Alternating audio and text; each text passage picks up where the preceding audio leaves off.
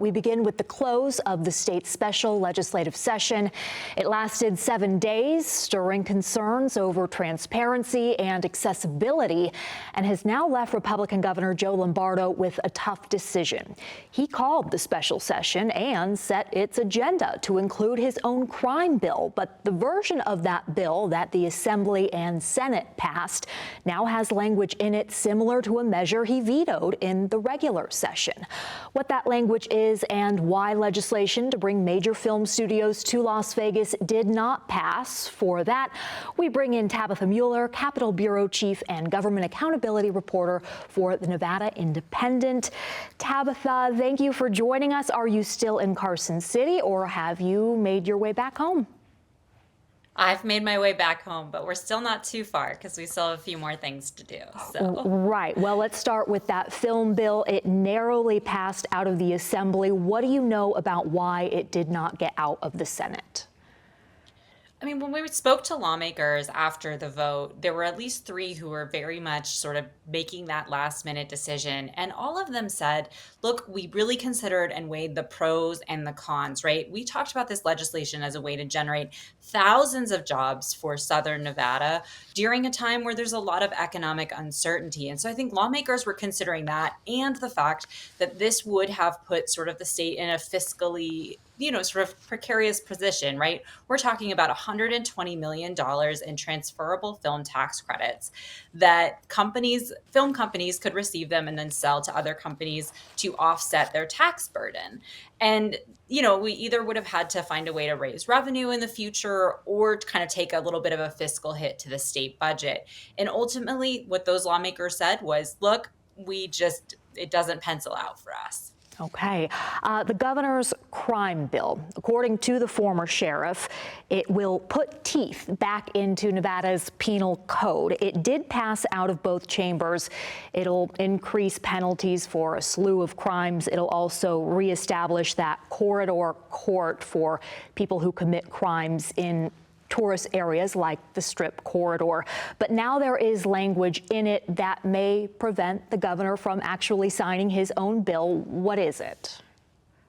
So there was an amendment that was adopted that sort of would prohibit school districts and public schools from allowing certain law enforcement officials from accessing school grounds without a lawful order, except in exceptional circumstances. And what those officials are is kind of immigration officials, right? So, and there was a bill that was brought in the 2025 session that was vetoed by Governor Joe Lombardo. And so that's sort of the question mark that we're all watching is, will Governor Lombardo sign this legislation? I think another interesting note about this amendment is that it would also require detention facilities such as immigration facilities to maintain a running list of the people that they hold. And there have been reports of people not being able to find out if their family member is in an immigration detention center. So this will require a list of those people to be kept. And then, as you mentioned, will not allow ICE to go onto school grounds, a measure that the governor specifically vetoed last session. What is your insight into whether he will sign this bill? I think that for me, what was interesting is we saw that as this was sort of brought forward, there was a separate measure that did not move forward that would have established that corridor court that we just discussed. And watching that die made me think that this bill might actually have the potential to get the governor's signature because that other one didn't pass forward. That corridor court was something that both Democrats and Republicans had sort of reached, I think, an agreement on. So it'll be interesting to see what happens next. Now, maybe I could be wrong. I don't have a crystal ball. If I did, I'd be having a nice vacation in the Bahamas right now. As we speak, it is Thursday, November 20th. The special session wrapped up on Wednesday night. How many days does the governor have to decide whether to veto or sign the legislation that has passed? So the governor has 10 days, excluding Sundays, after the end of a legislative session to either sign a bill into law or veto it. If he doesn't sign the bill and if he doesn't veto it, it'll automatically pass into law. But as we've seen under Governor Joe Lombardo's administration, he has yet to do that. He has always said that he will either sign a bill or he will veto it. Okay, and of the legislation that has reached his desk, there is a measure about school zone safety. We have been talking about that on this show recently in light of so many deaths within close proximity to schools. What will that bill do, and do you expect the governor to sign it?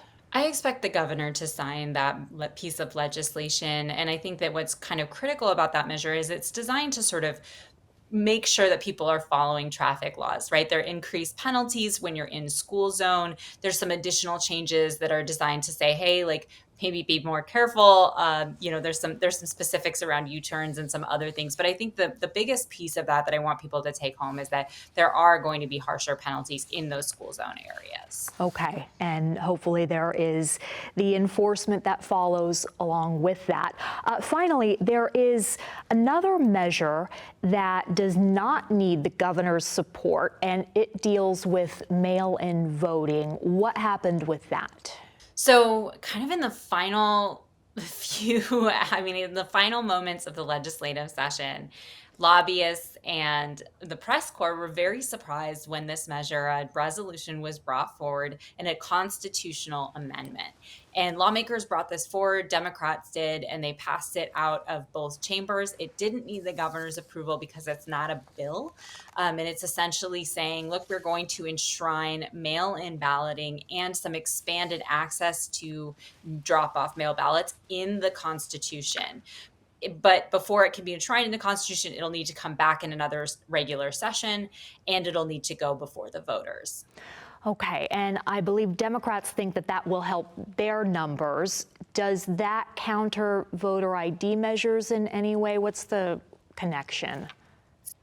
So we saw that voter ID passed with an overwhelming majority via a constitutional amendment that was brought by a petition. And what I think that folks are maybe worried about, at least from the Democrat side, is saying, look, if we're bringing this, does that mean that, voters find a more difficult time to vote? Is that harder? And if we expand those mail drop-off ballot boxes, will that give voters more access to the process? And so I think that there's a balance there. I think there's also some political messaging around this. I mean, Democrats basically took this and said, we are going to bring something that is important to us to Governor Joe Lombardo's special session that he called. And I think that really makes a statement for the public and for others watching this, that the legislature is its own branch of government. It's something that Senate Majority Leader Nicole Cannizzaro talked about after we adjourned sine die. And she said, look, this is our job as lawmakers, is to make these kinds of decisions. Okay, so the Democrats are flexing their muscle despite the traditionally special sessions that have been led by the governor. Tabitha Mueller of the Nevada Independent, thank you so much for joining Nevada Week. Thanks so much for having me.